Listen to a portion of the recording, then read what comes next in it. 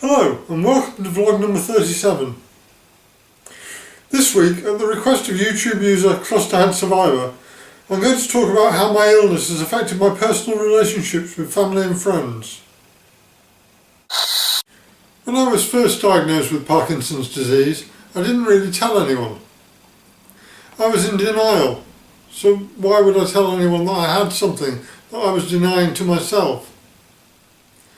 I was officially diagnosed somewhere in the latter half of 2011. And it was late in 2011 that we found out that my father had terminal cancer and had been told that he had a matter of a few weeks to live.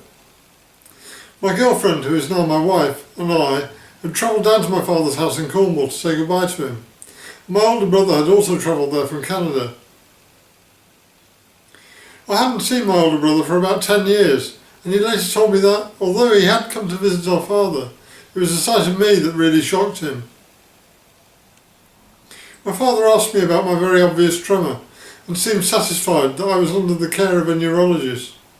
He had other things on his mind. I still wasn't admitting that I had PD, just that the neurologist was telling me that that was what he thought it was. My children worked it out for themselves. They had seen my mother, their grandmother, with Parkinson's for many years. And although her PD is very different to mine, I guess the similarities were enough for them to draw their own conclusions. When my girlfriend and I were planning to get married, I told her that she should walk away from me. She didn't deserve to be saddled with an invalid at her age.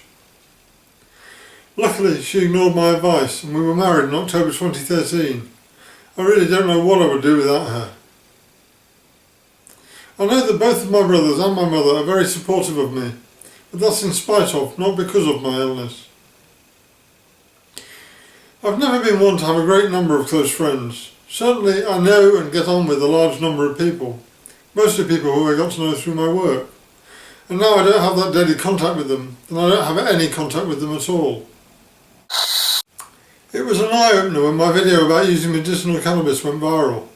It was startling, the number of ex-colleagues and acquaintances who suddenly sent me friend requests on Facebook or started following me on Twitter and Instagram, as if I was suddenly someone that was worth knowing. I have a small number of close friends who remain close friends, who bother to keep in touch, who ask how I am and are genuinely interested in hearing my reply, most of whom I've known for in excess of 25 years now. My illness has not adversely affected our friendship. There are also a number of people who I regard as more than just ex-colleagues or acquaintances, who have faded into the background, and I feel a sense of loss, but I try not to dwell upon it.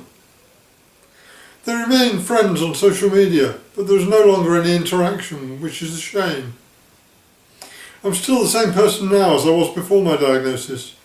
I've had Parkinson since before I knew them, but that's the difference a diagnosis can make. I guess my diagnosis has made them feel awkward, and they don't know what to say or how to deal with it. I didn't tell people individually or directly about my diagnosis unless I was asked. I let people know through social media. It was easier for me to do it that way. They could read my posts and realise that I had PD without having to react or deal with it face to face. So I think it was easier for the people that I know as well. My wife's family have been fantastic. I wouldn't have been surprised if they had felt that my wife had made a bad choice and avoided contact with me, but the opposite has been the case, and I'm very grateful to all of them for their love and support.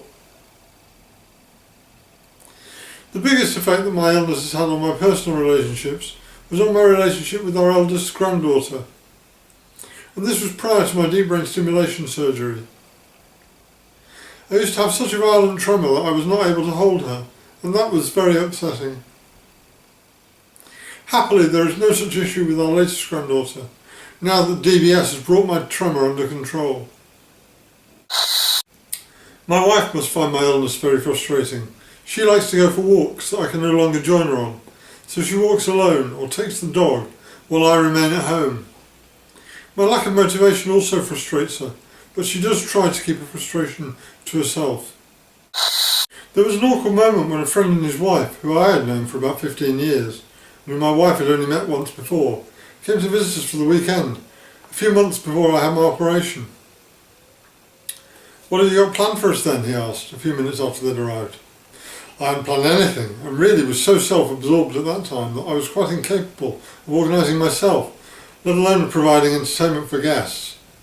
And they didn't seem to understand that I wasn't well, or understand anything about Parkinson's, which, on reflection, isn't really surprising given the general lack of awareness of the condition.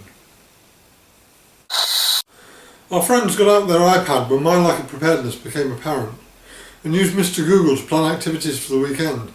My wife and I just went along with whatever they suggested. They can't have been too mentally scarred by the experience though, because they came to visit again a few weeks ago, and this time we had planned some activities. Thanks for watching. If you have any questions or have a topic that you'd like me to cover in future vlogs, just leave me a message in the comments and I'll do my best to respond. Have a great week. See you next Friday.